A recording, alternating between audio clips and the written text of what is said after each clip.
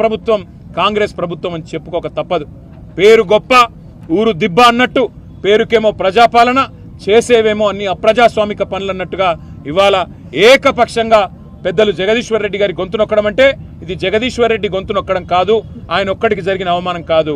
ఈ రాష్ట్రంలోని రైతాంగం తరపున, ఈ రాష్ట్రంలోని ఆడబిడ్డల తరపున నెలకు 2500 రూపాయలు కావాలని గొంతు విప్పినందుకు, రాష్ట్ర రైతాంగం తరపున రుణమాఫీ జరగలేదు అని చెప్పి ప్రశ్నించినందుకు, రాష్ట్ర రైతాంగం తరపున ఎండుతున్న పంటల విషయంలో మా పార్టీ తరపున ప్రభుత్వాన్ని నిలదీసినందుకు, రాష్ట్ర పేదవాళ్ల తరపున పెంచని పెన్షన్ల గురించి, అమలు కాని 6 గ్యారంటీల గురించి, 420 హామీల గురించి ప్రశ్నించినందుకు తట్టుకోలేక ఈరోజు ప్రభుత్వం ఒక కుయుక్తితో మా సభ్యుడిని సస్పెండ్ చేసింది. అందుకే నిరసనగా మేమందరం కూడా ఇక్కడ కూర్చున్నాం.